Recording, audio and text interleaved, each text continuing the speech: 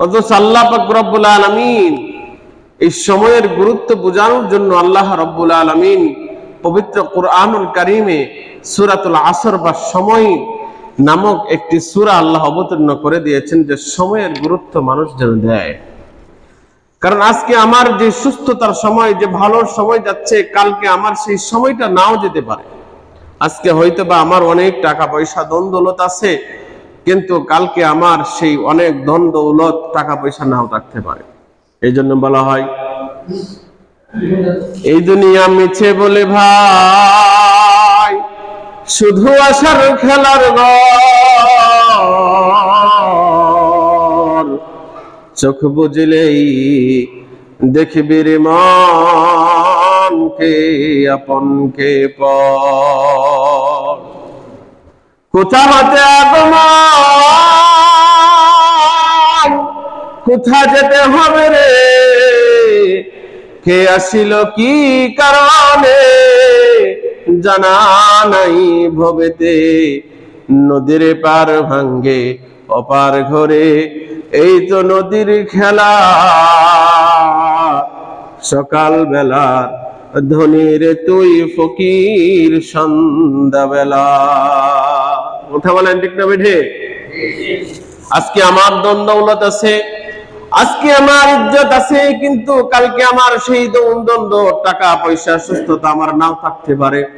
এই জন্যই যখন আমার সময় সুযোগ আল্লাহ আমাকে যখন দেন, সর্বাবস্থায় আল্লাহর কাছে কৃতজ্ঞতা আদায় করা, শুকরিয়া আদায় করা, শুকরিয়া আদায় করা। আমি কিছুদিন আগে বলেছিলাম, শুধু এই নয়, আলহামদুলিল্লাহ আলহামদুলিল্লাহ বলা শুধু এই নয়, আল্লাহর কাছে মৌখিক শুকরিয়া এটাই যে আলহামদুলিল্লাহ শাকারতুলিল্লাহ, আল্লাহ তোমার শুকরিয়া আদায় করতেছি, মৌখিক শুকরিয়া।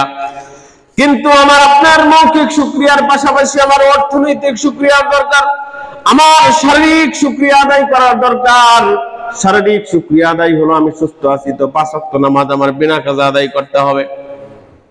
জবান সুস্থ আছে তো আমি অনর্থক বেহুদা কথাবার্তা না বলে আমি কি করব? আল্লাহর জিকির করব, লা ইলাহা ইল্লাল্লাহ সুবহানাল্লাহ ওয়ালহামদুলিল্লাহ ওয়া লা ইলাহা ইল্লাল্লাহ আল্লাহু আকবার। জবান সুস্থ, আমার চোখ সুস্থ তো কোরআন তাকায় দেখবো, কোরআন পড়তে পারি না, কোরআন পড়তে পারি না, কিন্তু আমি অন্ততপক্ষে এতটুকু করতে হবে আমার, এই কোরআনকে আমি দেখে আফসোস করব, আফসোস করব, এই কোরআনকে আমি দেখে আফসোস করব। হাই, আমার যদি সামর্থ্য থাকতো, ছোট্টবেলায় যদি আমি কোরআন পড়তে পারতাম, তাহলে এখন আমি মসজিদের ইমাম সাহেব যেরকম তেলাওয়াত করে, মসজিদের মুয়াজ্জিন সাহেব যেরকম কোরআন তেলাওয়াত করে, আমি হয়তো এভাবে কোরআন তেলাওয়াত করতে পারতাম। এই আফসোসের দরুন কাল কিয়ামতের দিন আল্লাহ যে ব্যক্তি কোরআন পড়ে যে সওয়াব পাইতেছে, আমি আপনি যদি কোরআন দেখে দেখে এই আফসোসটা করি, আল্লাহ তার চাইতে ডবল থেকে ডবল আমার আপনার আমলনামায় দিয়ে দিবে। একজন পরম সুখী ব্যক্তি, বাড়ি আপনার বিল্ডিং বাড়ি, প্রতিদিন দোতলায় আপনার ইবাদত বন্দেগী করে, গরমের রাত্রিতে ছাদের উপরে তো ভালো বাতাস প্রবাহিত হয়, সেই গরমের রাত্রিতে এক আল্লাহর ওলি বুজুর্গ তিনি ছাদের উপর সারাদিন সারা রাত তিনি আল্লাহর ইবাদত করেন, সারা রাত্র তিনি আল্লাহর ইবাদত করেন, কোরআন তেলাওয়াত করেন, নামাজ আদায় করেন। কিন্তু তার বাড়ির পাশে একজন হাপরওয়ালা, তার বাড়ির পাশে একজন যিনি লৌহ কর্মকার, সেই লৌহ কর্মকার সারাদিন লোহা পেটাইতো, যখন কাজের চাপ থাকতো তখন সেই কাজের চাপের দরুন সে রাত্রি বেলাও কি করত, আপনার লোহা পেটাইতো। তো এমনিই তো গরমের দিন, আবার যখন লৌহ কর্মকার সে আগুনের মধ্যে লৌহ দিয়ে যখন আবার কি করে এটাকে লাল করে, সেই আগুনের তাপ তো তার শরীরের মধ্যেও আসে। সেই লৌহ কর্মকার যখন সে আগুনের মধ্যে লোহাটা ঢুকায় দিত, লোহা ঢুকায় দিয়া ওই আল্লাহর ওলির বাড়ির দিকে তাকায় দেখতো, আল্লাহর ওলি কোরআন পড়তেছে, নামাজ পড়তেছে, আল্লাহর ওলি নামাজ পড়তেছে। তো ওই আপনার লৌহ কর্মকার তাকে দেখে দেখে আফসোস করে আর বলে, আল্লাহ আমার যদি এরকম একটা সুখী জীবন থাকতো, আমার যদি এরকম অর্থনৈতিক আমার যদি সামর্থ্য থাকতো, হায় আল্লাহ আমার যদি এরকম একটা বাড়ি থাকতো, তাহলে আমিও এরকম ভাবে ইবাদত করতাম। আর কান্না করতো আল্লাহর কাছে, এরকম ভাবে আফসোস করতো। কিন্তু আপনার সে যে আমলটা যখন করার দরকার সেই আমলটা সে তখন করতো। 5 ওয়াক্ত নামাজ আপনার সে বিনা কাজে আদায় করতো, হালাল রুজি খাবার খাইতো। কিন্তু ওই ব্যক্তি আফসোস করতো নফল ইবাদত বন্দেগী ওই আল্লাহর ওলির মতো আদায় করতে পারে না, বিদেশে আফসোস করতো। তো মৃত্যুবরণ করার পর এলাকার ওই ব্যক্তি যখন মৃত্যুবরণ করার পর এলাকার এক ব্যক্তি স্বপ্নে দেখতেছে ওই আল্লাহর ওলি মৃত্যুবরণ করেছে, আবার ওই লৌহ কর্মকার যে ব্যক্তি সেও মৃত্যুবরণ করেছে। মৃত্যুবরণ করার পর এলাকার আরেক ব্যক্তি স্বপ্নে দেখলো। স্বপ্নে দেখানোর পর তাকে ওই ব্যক্তি যে ব্যক্তি স্বপ্নে দেখেছে তাকে আল্লাহর ওলি তার স্বপ্নে যুগে সাক্ষাৎ করলেন। তখন ওই আল্লাহর ওলিকে জিজ্ঞাসা করলেন, আপনি তো জগৎ বিখ্যাত এক আল্লাহর ওলি ছিলেন, আপনি ইবাদত বন্দেগী করতেন, আপনার জান্নাতের কি অবস্থা? তখন ওই আল্লাহর ওলি উত্তর দিল, শোনো আমার জান্নাতটা কেমন জানো?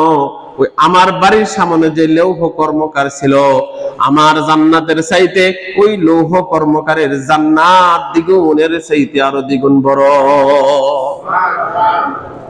কারণ জিজ্ঞাসার জন্য ওই ব্যক্তি ঘুম থেকে সকালবেলা উঠে সে কারণ তালাশ করতেছে, কি বলে জগৎ বিখ্যাত আল্লাহর ওলির জান্নাত নাকি ওই লৌহ কর্মকারের চাইতে ছোট জান্নাত।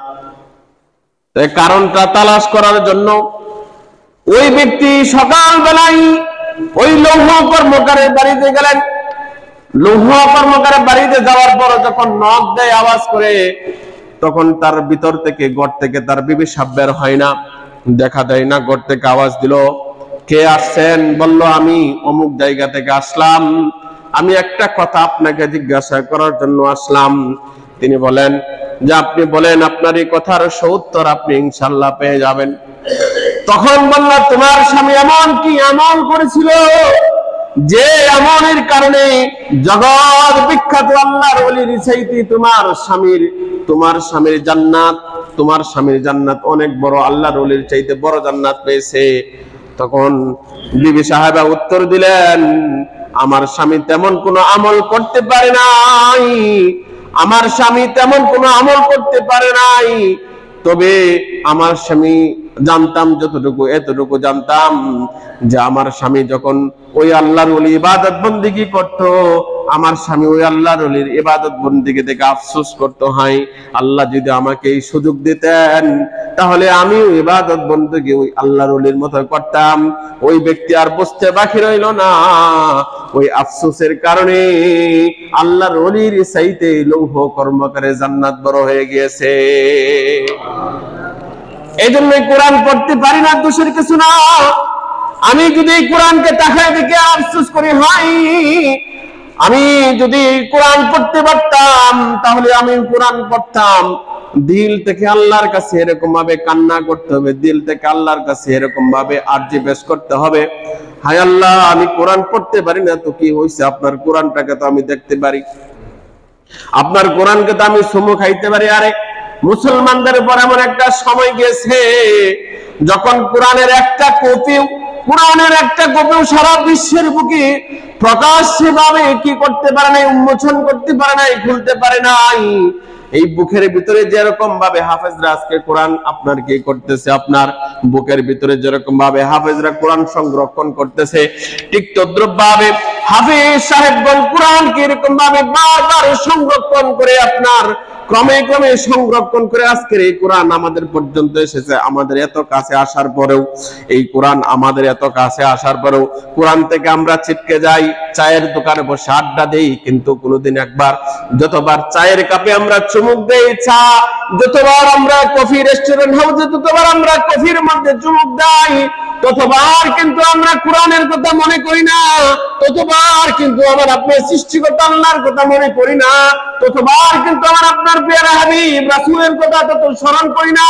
কত কষ্ট করে আমার রাসূল সাহাবায়ে কেরাম এই দ্বীন ইসলামকে আমাদের পর্যন্ত পৌঁছায় দিয়েছেন, ততবার কিন্তু আমরা আমার রাসূলের কথা ততবার স্মরণ করি না। এই জন্য আল্লাহ বলতেছেন যে তুমি যদি প্রকৃত মুমিন হয়ে থাকো, তাহলে মুমিনের কিছু গুণাবলী আছে, সেই গুণাবলী যদি তুমি অর্জন করতে পারো, তাহলে তুমি প্রকৃতপক্ষে মুমিন হিসেবে গণ্য হয়ে যাবে। মুমিনের কিছু গুণাবলী আছে। কি গুণাবলী? আল্লাহ পাক রব্বুল আলামিন নির্দেশ করতেছেন সূরাতুল আনফাল 2 নম্বর আয়াত থেকে শুরু, ইন্নামাল মুমিনুনা আল্লাযীনা ইযা যুকিরাল্লাহ ওয়াজিলাত কুলুবুহুম। প্রথম বলতেছেন মুমিনের গুণাবলীর মধ্যে একটা গুণ হলো ইন্নামাল মুমিনুনা আল্লাযীনা ইযা যুকিরাল্লাহু ওয়াজিলাত কুলুবুহুম। মুমিনের এক নাম্বার গুণ হলো যে ব্যক্তি ঈমানদার হবে, এক নাম্বার গুণ হলো ওয়াজিলাত কুলুবুহুম ইযা যুকিরাল্লাহু ওয়াজিলাত কুলুবুহুম। যখন কোন সেমিনারে, যখন কোন মাহফিলে, যখন কোন সভায়, যখন কোন মজলিসে, যখন কোন ওলি আল্লাহর মজলিসে, যখন ইযা যুকিরাল্লাহ আল্লাহর কথা যখন আলোচনা করা হয়, আল্লাহর যখন জিকির করা হয়, ওয়াজিলাত কুলুবুহুম তার অন্তরটা আল্লাহর ভয়ে ভীত সন্ত্রস্ত হয়ে পড়ে। আবার আশাও জাগে অন্তরের ভিতরে, আল্লাহ হয়তোবা আমাকে জান্নাত দান করবেন, আবার অন্তরের ভিতরে আবার ভয় হয় আমি যে আমল করছি সেই আমলের কারণে আল্লাহ হয়তোবা আমাকে জাহান্নামও দিতে পারেন। সাইয়্যিদনা হযরত আবু বকর সিদ্দিক রাদিয়াল্লাহু তাআলা আনহু কেমন মুমিন ছিলেন?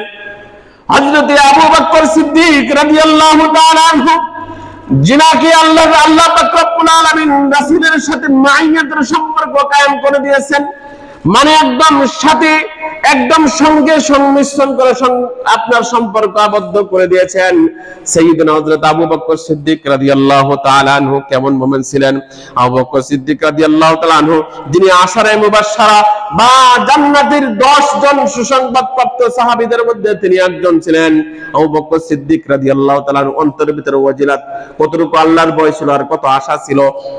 আবু বকর সিদ্দিক রাদিয়াল্লাহু তাআলা আনহু যিনি আল্লাহর রাসূলের সাথে আপনার গারে সৌরে বা আপনার এত উঁচু পাহাড়, আল্লাহ পাক রব্বুল আলামিন যে উমরাতে গিয়েছিলাম, আর এই কত উঁচু পাহাড়, সেই উঁচু পাহাড়ে উঠার আমি সাহস করতে পারি নাই। যে কয়জন সাথী গিয়েছিলাম সে গারে সৌরে ওঠার সাহস আমরা করতে পারি নাই। গারে হেরাই কুরআন যে পাহাড়ে অবতীর্ণ হয়েছে সেই পাহাড়ে কোন রকম ভাবে কষ্ট করে না উঠতে পেরেছি, কিন্তু গারে সৌর যেখানে আল্লাহ রাসূল সাল্লাল্লাহু আলাইহি ওয়াসাল্লাম মক্কা থেকে যখন মদিনায় যখন হিজরত করে যান, আবু বকর সিদ্দিক রাদিয়াল্লাহু তাআলা আনহু যেখানে আল্লাহ রাসূলকে নিজের বৃদ্ধাঙ্গুলির মাধ্যমে সমস্ত চিত্রগুলো যেখানে আল্লাহ রাসূল কি করেছিলেন, যেনাকে আল্লাহ রাসূল সাল্লাল্লাহু আলাইহি ওয়াসাল্লাম কাফেরদের চক্ষুর অন্তরালে গিয়েছিলেন, সেখানে আপনার একটা পাহাড়ের ছিদ্র যখন আপনার খোলা ছিল, হযরত আবু বকর সিদ্দিক রাদিয়াল্লাহু তাআলা আনহু আল্লাহ রাসূলের আপনার সেই বৃদ্ধাঙ্গুলি দিয়ে সেই ছিদ্রটা বন্ধ করে দিয়েছিল, এবং যেখানে সাপ দংশন করেছিল সেখানে আপনার উপর দিকে এরকম ভাবে তাকায় আর সাহস করতে পারি নাই যে এখানে আপনার ওঠা যাবে। অথচ এখন তো আপনার রাস্তাও করে দেওয়া হয়েছে, পাহাড়ে ওঠার মতো উঠতে উঠতে একটা রাস্তা হয়ে গেছে। আবার আপনার সৌদি গভর্নমেন্টও আপনার কি ব্যবস্থা করে দিয়েছে উঠার মতো। এরপরে আর সেই জমানায় 1450 বছর পূর্বে যখন আল্লাহ রাসূল সাল্লাল্লাহু আলাইহি ওয়াসাল্লাম আপনার কি মক্কা থেকে মদিনা হিজরত করেন, সেই সময়কার অবস্থা কেমন ছিল? হযরত আবু বকর সিদ্দিক রাদিয়াল্লাহু তাআলা আনহু যখন ভয় পাইতেছেন, আল্লাহ পাক রব্বুল আলামিন আয়াত অবতীর্ণ করে দিলেন, লা তাহজান ইন্নাল্লাহা মা'ানা। আল্লাহ রাসূল সাল্লাল্লাহু আলাইহি ওয়াসাল্লাম আবু বকর সিদ্দিক রাদিয়াল্লাহু তাআলা আনহুকে বললেন, লা তাহজান ইন্নাল্লাহা মা'ানা। ও আবু বকর তুমি ভয় পেও না, ইন্নাল্লাহা মা'ানা, আমরা দুজনে কেন নয়, আমাদের সাথে তৃতীয় জন হলেন এক আল্লাহ। আল্লাহ এবং আল্লাহ রাসূল আবু বকর সিদ্দিক রাদিয়াল্লাহু তাআলা সম্পর্ক এক। সেই আবু বকর সিদ্দিক রাদিয়াল্লাহু তাআলার ঈমানের অবস্থা কেমন ছিল দেখেন। আরেকটু ফজিলত বর্ণনা করে হযরত আবু বকর সিদ্দিক রাদিয়াল্লাহু তাআলা আনহু তো একবার হযরতে আবু বকর সিদ্দিক রাদিয়াল্লাহু তাআলা আনহুর কন্যা হযরত আয়েশা সিদ্দিকা রাদিয়াল্লাহু তাআলা আনহা ছিলেন, যিনি আল্লাহ রাসূল সাল্লাল্লাহু আলাইহি ওয়াসাল্লামের বিবি ছিলেন। হযরত আয়েশা সিদ্দিকা রাদিয়াল্লাহু তাআলা আনহু একবার রাতের আকাশে আল্লাহর রাসূলের সাথে তিনি তিনি আল্লাহর রাসূলের সাথে বের হলেন কিছুটা সময়। তো আকাশ দেখতেছেন মিটমিট করে তারকা জ্বলতেছে। হযরত আয়েশা সিদ্দিকা রাদিয়াল্লাহু তাআলা আনহু কোন ছুটি করে জিজ্ঞাসা করলেন, যোগ আল্লাহর রাসূল, আপনার উম্মতের মধ্যে এমন কেউ আছে কি যে যার আমল নামাই আকাশের তারকা রাজির চাইতে আরো বেশি? আল্লাহ রাসূল সাল্লাল্লাহু আলাইহি ওয়াসাল্লাম বললেন, হ্যাঁ, আকাশের তারকা রাজির চাইতে আমার উম্মতের মধ্যে একজন আছে। বললেন, কে? আল্লাহ রাসূল উত্তর দিলেন, হযরত উমর ফারুক রাদিয়াল্লাহু তাআলা আনহু। হযরত আয়েশা সিদ্দিকা রাদিয়াল্লাহু তাআলা আনহু বললেন, আমার বাবা। তিনি ভাবলেন যে হয়তো আবু বকর সিদ্দিক রাদিয়াল্লাহু তাআলা নাম বললেন, তিনি বললেন না, আমার বাবার নাম বললেন না। তখন তিনি আবার জিজ্ঞাসা করলেন, তাহলে আমার বাবার কি অবস্থা? আল্লাহ রাসূল সাল্লাল্লাহু আলাইহি ওয়াসাল্লাম বললেন যে আবু বকর সিদ্দিক রাদিয়াল্লাহু তাআলা আনহুর আমল কেমন জানো? যে উমরের সারা জিন্দেগীর আমল যদি ওই আবু বকর যে এক রাত্র আমার সাথে গারে শহরে ছিল, ওই উমরের সারা জীবনের আমল যদি আবু বকরের ওই এক রাত্রের আমলের সাথে পরিমাপ করা হয়, তাহলে উমরের আমল আবু বকরের আমলের কাছে জিরো হয়ে যাবে। আবু বকর সিদ্দিক রাদিয়াল্লাহু তাআলা আনহুর ঈমান এবং আমলে তো অবস্থায় ছিল। আবু বকর সিদ্দিক রাদিয়াল্লাহু তাআলা আনহু ছাগলের পা ধরে কান্না করতেন আর বলতেন, ও ছাগল, আল্লাহ তোরে বোবা বানাইছে, তোর তো বিচার হবে না, তুই যা খুশি করস না কেন, তোর কিন্তু কোনো বিচার হবে না। কিন্তু আবু বকর, আমি আশঙ্কা করি আল্লাহ পাক রব্বুল আলামিন যদি এই দুনিয়ার বুকে একজনকে জাহান্নামে নিয়ে যায়, তাহলে সমস্ত সবাইকে যদি জান্নাতে নেয় আর একজনকে জাহান্নামে নেয়, আমি আবু বকর আশঙ্কা করি যে না হয় সেই জাহান্নামে আবু বকর। আবার আল্লাহর কাছে আশা করতেন, আল্লাহ যদি সমগ্র উম্মতকে যদি কি নিয়ে যায়, জাহান্নামে নিয়ে যায়, আর যদি জান্নাতে কাউকে নেয়, তাহলে আমি সে আবু বকর। আর ওজিলাতের ব্যাখ্যা হলো এটাই যে অন্তরের ভিতরে আল্লাহর জিকির যখন করা হবে, এই আল্লাহর কালামের যখন আলোচনা করা হবে, আল্লাহর কোরআনের কথা যখন বলা হবে, আল্লাহ বলতেছেন, ইন্নামাল মুমিনুনা আল্লাযীনা ইযা যুকিরাল্লাহ ওয়াজিলাত কুলুবুহুম। মুমিন হলো ওই ব্যক্তি যখন কারো সামনে আল্লাহর আলোচনা করা হয়, আল্লাহর কোরআনের কথা হয়, ওয়াজিলাত কুলুবুহুম, অন্তরটা ভীত সন্ত্রস্ত হয়ে যায়, ভয় পায়, না জানি আল্লাহর সামনে আমি কিভাবে দাঁড়াবো। ও আম্মা মান খাফা মাকামা রাব্বিহি ওয়া নাহান নাফসা আনিল হাওয়া ফাইনাল জান্নাতা হিয়াল মাওয়া। আল্লাহ পাক রব্বুল আলামিন বলতেছেন, আম্মা মান খাফা মাকামা রাব্বিহি, আর যে ব্যক্তি আল্লাহর সামনে দাঁড়াতে ভয় পায়, ওয়া নাহান নাফসা আনিল হাওয়া, এবং তার নফসকে সমস্ত কুরিপুর কাছ থেকে, সমস্ত পাপ কাছ থেকে বিরত রাখে, আল্লাহ বলতেছেন ফাইনাল জান্নাতা হিয়াল মাওয়া, তার জায়গাটা হলো জান্নাতে হবে তার আশ্রয়স্থল। এই জন্য আমার আপনার অন্তরকে পরিপূর্ণ আমল থেকে, পাপ কাজ গুনাহ মুক্ত অন্তর করতে হবে আমাদের। আর এই গুনাহ মুক্ত অন্তর যখন আমি আপনি করব, তখন এই ওয়াজিলাত কুলুবুহুম, মুমিনের যে এক নাম্বার গুণ, সূরাতুল আনফালের 2 নম্বরের মধ্যে আল্লাহ বর্ণনা করতেছেন যে ওয়াজিলাত কুলুবুহুম, তার অন্তরটা ভীত সন্ত্রস্ত হয়ে যাবে কখনো আল্লাহর ভয়ে, আবার তার অন্তরটা আশায় আবার কি করবে, আল্লাহর কাছে আশাও করবে যে আল্লাহ হয়তো আমাকে জান্নাত দান করবেন। এই জন্য মুমিনের অন্তরটা থাকে দোদুল্যমান হয়, না জানি আল্লাহ আমাকে জাহান্নামে দেয়, না জানি আমাকে আল্লাহ আমাকে জান্নাত দান করে। এই জন্য জান্নাতের কাজও করতে হবে, জাহান্নামের আপনার কি কাজগুলা থেকে, যে কাজগুলা জাহান্নামে নিয়ে যায় সেই কাজগুলা থেকে বিরত থাকতে হবে। এখন তো বর্তমান জমানা এত ট্রেন্ডিং আর সোশ্যাল জামানা, যে জামানা গুনাহ থেকে বিরত থাকছে চাইলেও থাকা যায় না। এত ভাবে পাপ আমাদের কাছে এরকম ভাবে উপস্থাপনা করা হচ্ছে, আজকে আমাদের সামনে গুনাহগুলোকে এরকম ভাবে প্রেজেন্টেশন করা হচ্ছে, এরকম ভাবে গুনাহগুলো আমাদের সামনে প্রমোট করা হচ্ছে, গুনাহ করবে না তো জোর করে গুনাহ করে। এই জন্য সেই গুনাহের কারণে আমাদের কি করতে হবে, সেই গুনাহগুলো থেকে আমাদের বেঁচে থাকতে হবে যদি জান্নাতের অগ্রাধিকার হতে হয়। আল্লাহ বলতেছেন, মুমিনের এক নাম্বার গুণ হলো ওয়াজিলাত কুলুবুহুম ওয়া ইযা তুলিয়াত আলাইহিম আয়াতুহু যাদাতুহু ঈমানা ওয়া ইযা তুলিয়াত আলাইহিম আয়াতুহু যাদাতহুম ঈমানা।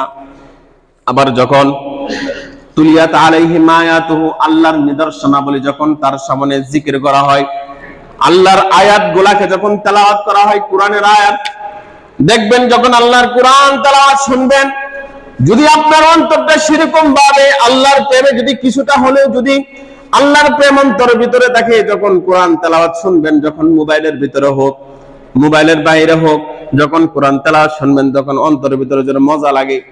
যেমন সৌদি আরব যখন এই উমরায় গিয়েছিলাম, কাবা শরীফের ইমাম সাহেব যখন তেলাওয়াত করত, মসজিদে নববীর ইমাম সাহেব যখন তেলাওয়াত করত, মনে হতো হাই রে, এরকম ভাবে যদি তেলাওয়াত করতো আর আমি দাঁড়ায় দাঁড়ায় শুধু শুনতাম আর শুনতাম। মুমিনের অন্তরের ভিতরে ইযা তুলিয়াত আলাইহিম আয়াতুহু, আল্লাহ বলতেছেন যখন আর এই কোরআন যখন তেলাওয়াত করা হয়, যাদাতহুম ঈমানা, এই কোরআনের তেলাওয়াত শুনে তার ঈমানটা আস্তে আস্তে আরো বৃদ্ধি পায়। এই আলামতগুলা বা নিদর্শনগুলা যখন আমি আপনি দেখতে পাবো, বুঝতে পারবো, তখন বুঝতে হবে আমার ভিতরে ঈমান আছে। আমার ভিতরে কি আছে? ঈমান আছে। ওয়া ইযা তুলিয়াত আলাইহিম আয়াতু যাদাতহুম ঈমানা। আর যখন আল্লাহর এখানে মুরাদ আল্লাহর কোরআনের আয়াত, আবার আল্লাহর নিদর্শনাবলীও যখন জিকির করা হয়, আলোচনা করা হয়, তখন তার ঈমান আস্তে আস্তে বৃদ্ধি পেতে থাকে। এই জন্য কোরআনকে শ্রবণ করা, কোরআন পড়তে পারি না, মোবাইলে শুনবো, কোরআন আপনার কি করতে পড়তে পারি না, কোরআন তেলাওয়াতের জন্য মসজিদের ইমামের কাছে যাব, শিখার জন্য মসজিদের মুয়াজ্জিনের কাছে যাব, হোক না আমি অনেক বয়স হয়ে গেছে, কিন্তু শরম নাই, লজ্জা রাখতে নাই কোরআন তেলাওয়াত, কোরআন আপনার শিখার ব্যাপারে।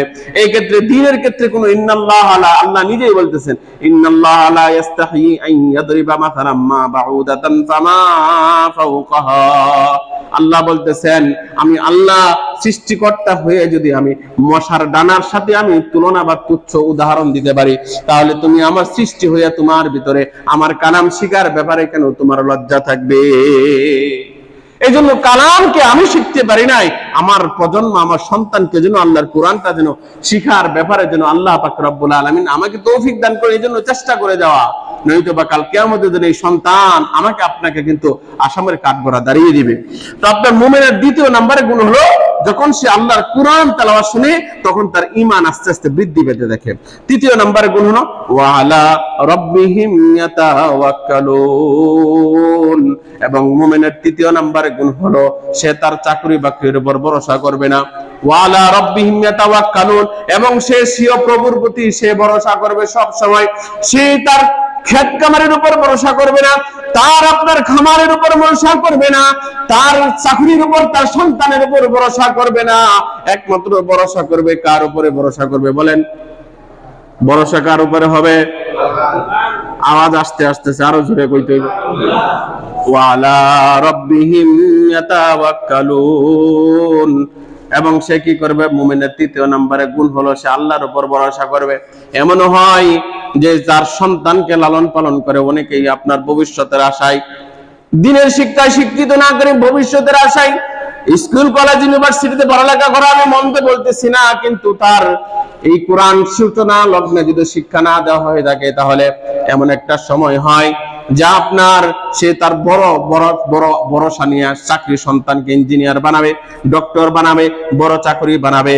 এই অবস্থায় সন্তানকে লালন পালন করতেছে, অনেক আপনার কি করেছে, ইনভেস্ট করছে সন্তানের পিছনে। এমন অবস্থায় হয় চোখের দেখা উদাহরণ যে সন্তান বড় হয়েছে ঠিকই, ইঞ্জিনিয়ার হয়েছে ঠিকই, কিন্তু কোনোদিন মা বাবার খবর নিয়ে দেখে না। হয় কি হয় না? কথা কয় না দেখি, হয় কি হয় না? কিছুদিন আগে এই তো আমি আপনার এই মসজিদে আমাদের মাইক গুলো নষ্ট হয়ে গেছিল, গতকালকেই তো গেলাম। তো আপনার এই মাইক যখন আমি ইউনিট গুলা ঠিক করে নিয়ে আসতেছি, তখন আপনার পাশে একজন লোক আপনার কি আমার পাশেই বসছে, বৈশা বলতেছে বাজান আপনার বাড়ি কোথায়? এই সে জিজ্ঞাসা করা হলো। জিজ্ঞাসা করার পর আমি জিজ্ঞাসা করলাম, যেহেতু আমার এই বেতন জিজ্ঞাসা করছে, আমারও তো কিছু কুলসুটি করতে হয় তার সাথে, না করলে হুজুর কিছু কথা কই না, কেমন দেখা যায়। আমি তো একটু মজাকের মানুষ বেশি, আমি যার সাথে মজাক করি, যার সাথে করি না টোটালি অফ। যাই হোক, তো আপনার তো তিনি জিজ্ঞাসা করছেন যে আমার সবকিছু, আমি জিজ্ঞাসা করলাম আপনার ছেলে মেয়ে কয়জন? বললো আমার বাজান এক ছেলে, ছেলেটাকে দীর্ঘ তার বাবা 30 বছর আপনার কি 30 বছর বিদেশ থাকছে, বিদেশ থাকার পর আপনার ছেলেকে বড় ইঞ্জিনিয়ার বানাইছে, ইঞ্জিনিয়ার বানানোর পর ছেলে আপনার বউ ইত্যাদি নিয়ে সে এখন গোপালগঞ্জে সেটেল। আমার 2 মেয়ে আছে, এই 2 মেয়ে আমার কি করতেছে, জামাইদের কাছ থেকে যা আছে আপনার যা একটু আনতে পারে, আমাদেরকে দেখাশোনা করতে পারে, আপনার কি আর কিছু আপনার কি হয় না। ভরসা করছিল ছেলে বড় হবে, ছেলে ইঞ্জিনিয়ার হবে, টাকা পয়সা ইত্যাদি দিবে, কিন্তু মুমিনের ভরসা হবে একমাত্র কার উপরে বলেন? কার উপরে? অনেকেই সন্তানের উপর ভরসা করে, চাকরির উপর ভরসা করে, ক্ষেত কামারির উপর ভরসা করে, গোবৎসের উপর ভরসা করে, আপনার কি ইত্যাদির উপর ভরসা করে, কিন্তু শেষ পর্যন্ত সেই ভরসার জায়গাগুলো আপনার কি একটা সময় কোনো না কোনো ভাবে শেষ হয়ে যায়। এই জন্য ভরসা হবে কার উপরে? এটা কে বলছে? আল্লাহ বলে দিয়েছেন। আল্লাহ বলে দিয়েছেন ওয়া আলা রাব্বিহিম ইয়াতাওয়াক্কালুন, এবং একমাত্র মুমিনগণ ভরসা করবে আল্লাহর উপর। এরপরে আপনার কি 3য় নাম্বার গুণ গেল। 4র্থ নাম্বার গুণ হলো আল্লাযীনা ইউকিমুনাস সালাত, এবং যারা কি করবে? আল্লাযীনা ইউকিমুনাস সালাত, যারা বিনা কাজায় 5 ওয়াক্ত নামাজ আদায় করবে। মুমিনের 4র্থ নাম্বার গুণ হলো আল্লাযীনা ইউকিমুনাস সালাত, যারা 5 ওয়াক্ত নামাজ বিনা কাজায় কায়েম করবে। এটা হলো মুমিনের 4র্থ নাম্বারে গুণ। মুমিনের গুণ 4র্থ না আমি দাবি করি আমি মুমিন, না না, আমি দাবি করলেই হবে না। কেন? মুমিন দাবি করলে মুসলমান আমি জন্মসূত্রে, কিন্তু আমি প্রকৃতপক্ষে ঈমানদার হতে হয় কিছু কর্ম দিয়ে। আমার ঈমানদার হতে আমার কি দিয়া? কিছু কর্ম দিয়া। এর মধ্যে একটা হলো এই যে গুণগুলা যাচ্ছে, এবং আল্লাযীনা ইউকিমুনাস সালাত, এবং যারা বিনা কাজে 5 ওয়াক্ত নামাজ আদায় করে। এই হলো মুমিনের কি 4র্থ নম্বরে গুণ। বিনা কাজে 5 ওয়াক্ত নামাজ আদায় করতে হবে আমার প্রকৃতপক্ষে মুমিন হতে। এই জন্যই আল্লাহ রাসূল সাল্লাল্লাহু আলাইহি ওয়াসাল্লামের উপর আয়াত অবতীর্ণ করছে আল্লাহ পাক রব্বুল আলামিন। ওয়ালাতিল আরাবু আমান্না, যখন নবী আরবরা কয় আমান্না, আমরা ঈমান আনয়ন করেছি। আল্লাহ পাক রব্বুল আলামিন আল্লাহ রাসূলকে শিখায় দিতেছেন ওয়ালাতিল আরাবু আমান্না, আরববাসীরা আপনার কাছে আয়েশা বলতেছে আমরা ঈমান আনয়ন করেছি। আল্লাহ রাসূলকে শিখায় দিতেছেন আল্লাহ বলতেছেন ওগো নবী আপনি বলেন কুল্লাম তুমিনু, তোমরা ঈমান আনয়ন করো নাই। আপনি তাদেরকে বলে দেন কুল্লাম তুমিনু, তোমরা ঈমান আনয়ন করো নাই।